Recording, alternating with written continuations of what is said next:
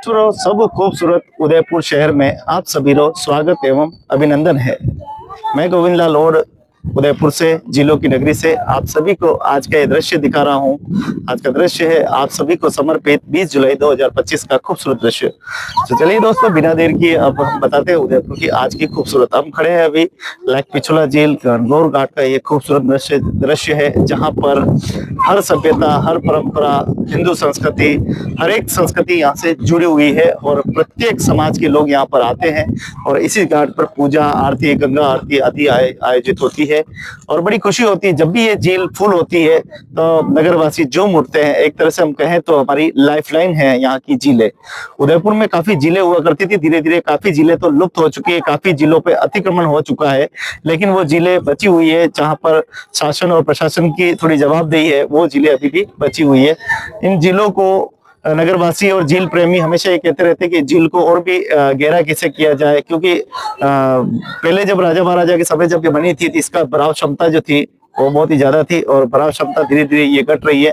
बहुत ही जल्दी ये खाली भी हो जाती है। तो इसको लेकर नगरवासी और झील हितैषी प्रेमियों को कहना है कि झील को भरी रहने के लिए इसको गहरा करना काफी जरूरी है। तो दोस्तों, मेरे पीछे आप देख पा रहे हैं किस प्रकार से बरसात ने फिर एक बार अपने जो रुख अपने तरफ मोड़ा है। तो बरसात एक बार फिर शुरू हो चुकी है, रिमझिम रिमझिम हल्की हल्की फुहार हो चुकी है और सुबह भी बरसात हुई थी, कल भी बरसात हो रही थी। 2-3 दिन से हो रही बरसात, ये हल्की हल्की बरसात पानी में बहुत तेजी से वृद्धि करती है। और उदयपुर जैसा एक खूबसूरत झीलों का शहर है जहाँ पर झीलें देखने के लिए, या देखिए इतने सारे लोग हजारों की संख्या में दीवाने हैं उदयपुर के, जो एक बार उदयपुर आता है वो बार बार दौड़े चले आते हैं। ऐसा एक खूबसूरत शहर है और ऐसे खूबसूरत शहर में हमारा जन्म होना हमारे लिए बहुत बड़ी बात है। तो ऐसे खूबसूरत दृश्य का आप देखते रहिए मेरे अपने चैनल भक्ति शक्ति संस्कृति और झीलों की नगरी सभ्यता संस्कृति मेवाड़ पर। तो देखिए कैसे यहाँ बैठकर कैसे आनंद लिया जाता है। आप खुद अपने आंखों से देखिए कैसे टूरिज्म, पर्यटक, मेहमान सब आते हैं और खूब आनंद लेते हैं। ये पूरा देखिए, ये तीनों गेट है। कहते हैं कि ऊपर जो है रानियां बैठा करती थी और ऊपर से सारी जितनी भी यहाँ पूजा अर्चना जब होती थी तो रानियां बड़े आसान से, क्योंकि गणगौर जब फेस्टिवल होता था तो राजा महाराजा के परिवार सभी सेलिब्रिटी सब ऊपर से बैठकर आप आराम से वहां तक जो है वो देखा करते थे। तो ऐसा है ये खूबसूरत शहर। और इसकी सुंदरता को देखने के लिए देश और दुनिया के लोग यहाँ पर आते हैं। उदयपुर की झीलें, उदयपुर की सुंदरता कैसी होगी। तो एक अच्छा शहर है, खूबसूरत शहर है, आप भी आइए। बहुत ही शांत शहर है और यहाँ की झीलें यहाँ की लाइफलाइन है। और मैं उदयपुर के लोगों से भी गुजारिश करूंगा कि हमारा अपना शहर है, खूबसूरत शहर है, कम से कम अतिथि देवो भव, अतिथियों का संस्कार करें। अतिथि है तो सब कुछ है, मेहमान आते हैं तो अच्छा लगता है। क्योंकि उदयपुर आज से नहीं, जब से राजा महाराजा जब से कहा है कि पधारो हमारे देश, मेवाड़ जब से दिया है तब से हमारे शहर में पर्यटकों की वृद्धि है। संस्कार उस समय से ही हमारे अंदर है, तो इसीलिए हम बहुत ही मेवाड़ी मीठी बोलते हैं कि पधारो सा हमारे देश। अगर यहाँ की हम बात करें तो यहाँ जगह जगह बहुत सारे मंदिर भी है, मैं आपको थोड़ा सा दिखाऊंगा। तो यहाँ पर बहुत सारे मंदिर भी है, पास में कुछ लोगों की व्यवसाय होटलें भी है। यहाँ पर नियमित बच्चे तैरने के लिए आते हैं, स्विमिंग करते हैं और ये ऐसी स्विमिंग करते हैं यहाँ से लगाकर वहाँ पार भी हो जाते हैं। बहुत ही अच्छे तैरना जानते हैं आसपास के। और देखिए ऐसे बच्चों को सिखाया भी जाता है कैसे। ये देखिए सब तैरने वाले, सब खिलाड़ी है एक से बढ़ के।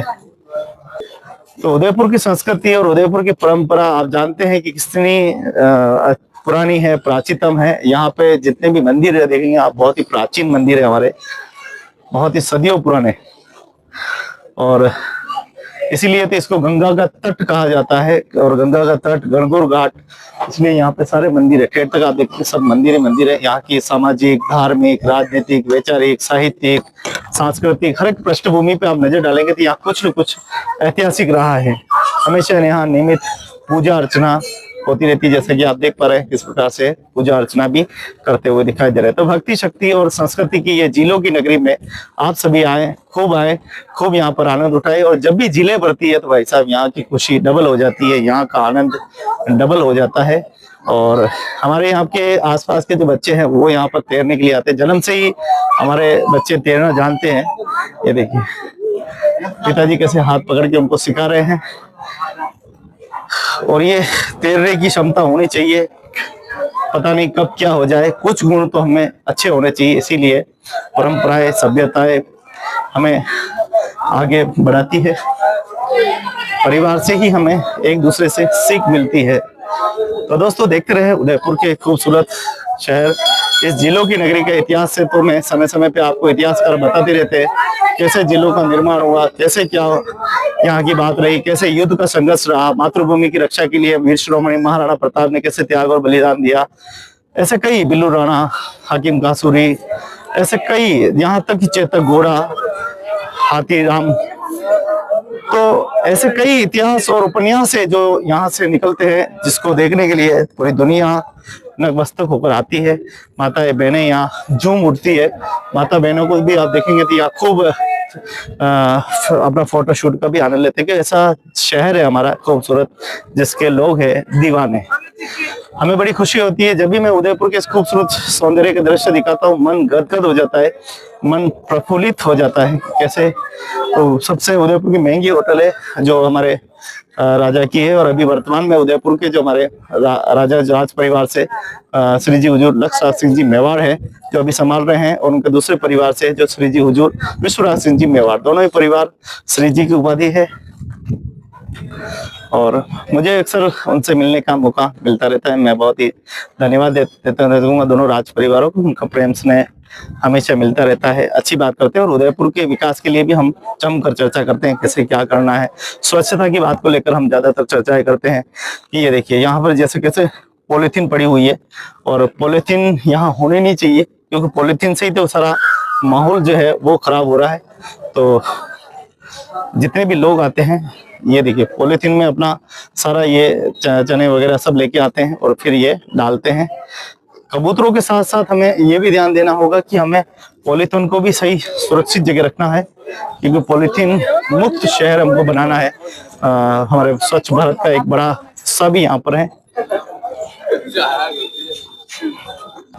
तो अभी देखा मैंने थैली वहां पड़ी हुई थी, इनको बोला है ये जो कबूतर का दाना डालते हैं सारी थैली बाबूजी अपने काम है, अपना शहर है, अपना खूबसूरत है, आपा ध्यान नहीं रखेगा तो कौन रखेगा। थैली गंदी भी वो आप डबल आ गए ना तो पानी में डालो।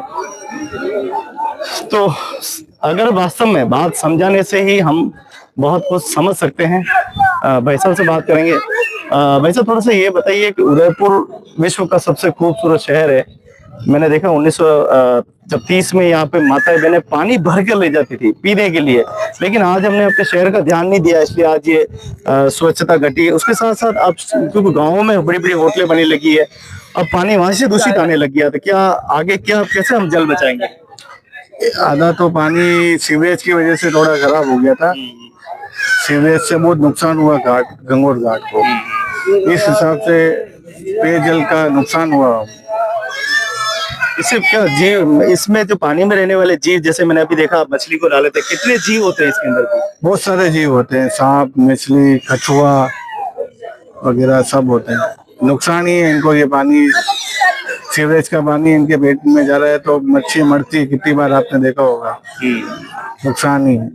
तो वास्तव में एक बड़ी जवाबदेही है सरकार की और शासन और प्रशासन की कि वो अपने शहर को सुंदर बनाने के लिए, जिस कलेक्टर साहब को जिम्मेदारी मिली है, एसपी साहब को मिली है, जितने भी प्रशासनिक अधिकारी को मिली है, जल संग्रहण वाले को मिली हुई है, जल बचाव वालों को मिली हुई है। हालांकि धर्म प्रेमी और उदयपुर वाले तो खूब मेहनत करते हैं, लेकिन फिर भी कहीं न कहीं प्रशासनिक सपोर्ट नहीं मिलता है। आपको क्या लगता है? हाँ, नहीं मिलता है, सही बात है। प्रशासन का होना चाहिए। यहाँ पे आपने देखा होगा बहुत जगह प्लास्टिक पड़ा हुआ है। हाँ। प्लास्टिक से भी बहुत दूषित हो रहा है। ये जिलों की नगरी है, आप देखो कितने टूरिस्ट आ रहे हैं घूमने।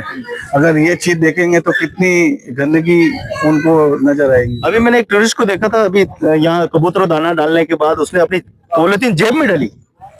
तो ये जागरूक है उसके प्रति। तो हमारे नगरवासी सीधा फेंक देते। अब सोच का फर्क होता है ना। अब इसी सोच से के साथ ये शहरवासी अगर सोचेंगे तो प्लास्टिक मुक्त गंगोट घाट हो जाएगा अपना। चलिए हम सब मिलकर इस खूबसूरत शहर को और खूबसूरत बनाते हैं, और इस बात को हम प्रमुखता के साथ साथ में सरकार के सामने, शासन और प्रशासन के सामने रखते रहेंगे। ये हमारी जिम्मेदारी है, क्योंकि हम यहाँ के वासी हैं, यहाँ के रहने वाले हैं, यहाँ हमारा जन्म हुआ है। और जैसे हम संस्कार अपने आने वाली पीढ़ी को देंगे, वो भी यही बात करेगी कि मेरे पिताजी ऐसा कहा करते थे, मेरे अंकल कहा करते थे, हमारे ताऊ जी कहा करते थे। कुल मिलाकर हम इस बात को प्रमुखता से उठाएंगे। हो सकता है कि आने वाले समय में हमको वही 1930 वाला दशक में देखने को मिले। हम कहते हैं कि हम आगे जाएं, हम 1950 में जाएं, लेकिन ये नहीं सोचें कि जल हमारे लिए जरूरी है। जल नहीं होगा तो कल भी नहीं होगा। तो जल को स्वच्छ बनाए रखने के लिए हम सबको ज्यादा मेहनत करनी है। फिर एक बार ऐसा दिन आए तो हम इस जल का वैसे ही दोबा भर के पानी पिए, वैसे ही खोद खोद के हम पानी पीते थे, तो वो पुराने दिन फिर याद आए, ऐसा हम चाहते हैं। जिला प्रशासन, नगर निगम और झील संरक्षण समिति इस काम को हाथ में ले। कम से कम पीछे जो होटलें बन रही है बड़ी बड़ी, जो उनका पानी भी इसके अंदर आने लग गया है। पहले तो शहर की गंदगी आती थी, अब तो गांव से गंदगी अब शहरों की तरफ बढ़ रही है। ये एक बड़ी समस्या जो है पैदा हो रही है। इससे कैसे निपटे, ये जिला प्रशासन सोचे, यहाँ की नगर निगम सोचे, यहाँ की जिला वार्ड पंच सोचे, यहाँ की पंचायतें सोचे, यहाँ के विधायक साहब सोचे, सांसद साहब सोचे, और इस जिले की नगरी को स्वच्छ बनाने में अपनी भूमिका निभाए। विश्व के सबसे खूबसूरत शहर उदयपुर शहर में आप सभी का स्वागत, अभिनंदन है। बहुत बहुत धन्यवाद। फिर मिलेंगे किसी न किसी एक समस्या के साथ। देखते रहे जिलों की नगरी की ये खूबसूरत खबर, मेरे चैनल जिलों की नगरी, सभ्यता संस्कृति मेवाड़, शक्ति शक्ति संस्कृति।